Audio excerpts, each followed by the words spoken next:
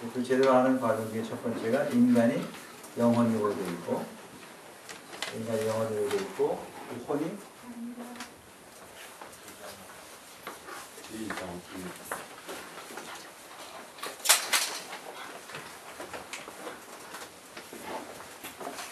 지성으로 되어 있는데, 그래서 잠깐만 복습을 하겠습니다. 이제 아시는 분들이 계시잖아요.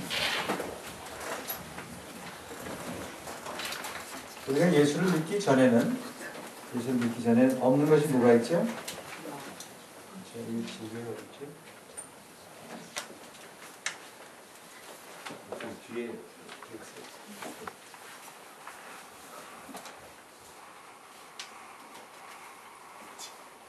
기본은 반복을 해야 되기 때문에 한 번 더 설명을 잠깐 드리겠습니다. 그리고 오늘 저희 아내가 넷째 치유와 또 자녀 양육에 대한 부분에 대해서 잠깐 강의를 할 것입니다. 그 다음에 마저 이 부분 마치게 하고요. 육과 혼으로 되어 있어요. 그렇죠? 정신과 육체라고 얘기할 수 있죠. 근데 이 정신과 육체는 무엇에 영향을 받냐면 이 세상과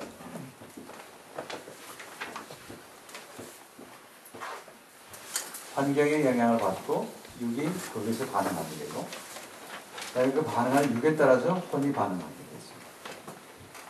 그래서 정신과 육체가 있을 때 주인은 육이고, 혼은 그 육을 따라서 살아가게 되죠. 물론 나이가 들면 정신적인 힘이 늘어나기 때문에 정신이 육체를 주장하는 것처럼 보이지만, 그렇게 정상적인 상황에서는 정신이 육체를 주장하는 것처럼 보이는 사람도 극한 상황에 갖다 놓으면 어떻게 돼요? 극한 상황이 되면 결국 육체의 욕구에 따라가게 돼 있습니다. 그런데 우리가 거듭나게 되면, 예수 그리스도를 영접하면 거듭나는 순간 이 속에 뭐가 생겨요? 영이 깨어나는 거죠. 그때 이 작은 영과 이 혼의 대결 구도가 생깁니다. 근데 이 어린 신자들은 어떤 경우에도 그 혼의 힘을 이길 수가 없어요. 그래서 결국 영도 혼에 따라서 움직이게 됩니다. 그래서 예수를 믿어서 영이 커지고 성장하고 하면서도 장로, 집사, 권사가 되고 자기를 이제 직분을 받는 그런 상황이 된 다음에도 이 관성을 그대로 유지해 가는 사람들이 대부분이에요. 방향이 세상의 환경에 따라서, 물 흐르는 데 따라서 움직여 갑니다. 환경으로 하나님의 인도하심을 받는 것에 너무나 익숙해지는 거죠. 따라서 대부분의 경우 하나님의 인도가 아닌데도 그걸 하나님의 인도로 생각하는 사람도 굉장히 많아지게 되죠. 이런 사람들은 무슨 크리스천이라고 했어요? 육적인 크리스천이라고 사도 바울이 고린도전서 3장에 말하고 있는 것입니다. 크리스천은 크리스천이에요. 하나님 예수 그리스도를 알았으니까, 거듭났으니까. 이 사람들의 삶은 굉장히 괴롭습니다.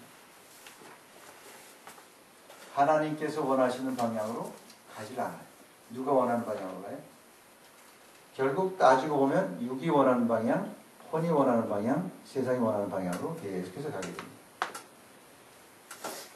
우리가 실제로 원하는,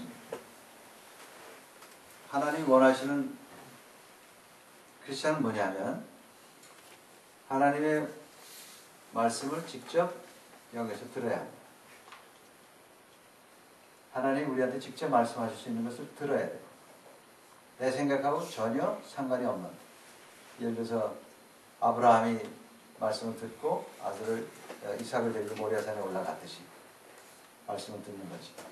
그리고 그 영에서 들은 말씀을 가지고 혼을 컨트롤합니다. 혼이 순종하게 하고, 그 혼의 순종에 따라서 육도 순종하게 하고, 육이 세상과 전투를 하게 하는 것입니다.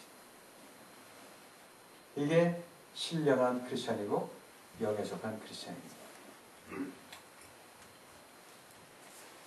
그런데 이 하나님과 우리 영과의 교제를 가로막을 수 있는 기능들이 있어요. 가로막을 수 있는 그런 힘을 발휘할 수 있는 것이 있는데, 그것이 뭐냐면 육과 혼이 그 사이에 있잖아요. 그렇죠? 육과 혼이 이 하나님과 우리 영과의 교통을 막을 수 있습니다. 특별히 영과 혼이 구별이 안 되어 있는, 섞여져 있는 것처럼 보이기 때문에 육을 넘어오는 건 그렇게 어렵지 않지만 이 혼을 넘어오는 일이 굉장히 힘듭니다. 그 실제로 혼에는 엄청나게 많은 상처들이 있어서 깨어짐과 찢어짐들이 있어서 이 메시지를 중간에서 가로막게 됩니다. 그 부분을 일단 급한 게 뭐냐면 여기 가로막고 있는 이것들을 재해내고 수선하는 거. 수선하는 기능, 즉 다른 말로 하면 여기 그릇에 생긴 구멍이나 이렇게 찢어짐을 수리하는 것. 수리해서 이 하나님과 영의 그 흐름을 가급적 원활하게 해주는 것. 그게 첫 번째 단계예요. 그걸 이제 우리가 내적 치유라고 그러는 거죠. 그러나 이 그림에서 보시다시피 그 내적 치유만으로 이 모든 것이 이루어지는 것은 절대로 아니에요. 내적 치유를 통해서 하나님의 음성을 듣게 하고 하나님의 인도하심을 알게 깨닫게 함으로 인해서 그 다음에 우리의 의지를 발동해서 이제 영의 지시를 손이 따르게 하고 혼의 지시를 육이 따르게 하는 그런 작업까지 이루어져야 되는 거죠. 그랬을 때 영에 속한 사람이 됩니다. 영에 속한 사람이 되어가는 것이고 그것이 어떻게 보면 성화의 과정이라고 말할 수 있는 것이고 일생 동안 그 작업을 우리가 해나가야 되는 것이죠. 한 번 됐다고 이 일이 계속 늘 그렇게 되는 게 아니에요. 계속해서 날마다, 그래서 이제 나중에 나오지만 날마다 자기 십자가를 지고 나를 쫓을 것입니다. 나는 날마다 죽노라. 이제 그런 말씀들이 이제 거기에 해당되는 것이죠.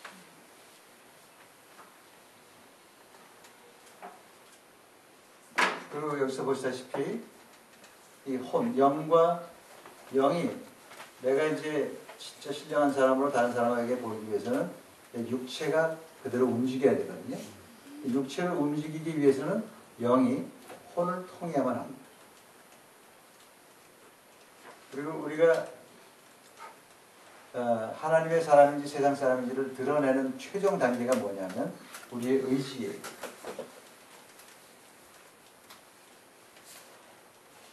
의지의 표현이 행동으로 나타나는 것이지. 의지가 어디에 속해 있어요? 혼에 속해 있어요. 그래서 그 부분이 굉장히 중요한 부분이고 그 부분을 집중적으로 다루는 것이 내적 치유의 과정입니다. 질문 있으시면 하세요. 그러니까 요약해서 말씀드린 건데 이것이 어제 교재 첫 페이지와 1페이지와 2페이지에 있는 부분을 잠깐 요약해서 말씀드린 것입니다. 오케이. 그리고 이제 이왕 그 치유 얘기가 나왔으니까 제가 잠깐 저희 아내를 불러서 추천해서 내적 치유에 대한 얘기를 좀 하고 그다음에 지금 저희 아내가 버나비 교육청에서 자녀들 한국 사람들 한국 가정들 최근 이민 온 가정들을 많이 이제 상담해주는 일을 하면서 또 많은 것을 깨달아가고 있어요. 경험해가고 있고 이 중에도 이제 아이들이 이제 하이스쿨 다니는 그런 부모님들 계시잖아요. 그런 분들한테 굉장히 유익한 대화가 될 겁니다. 잠깐 나와서 계속 말씀을 전해주시기 바랍니다.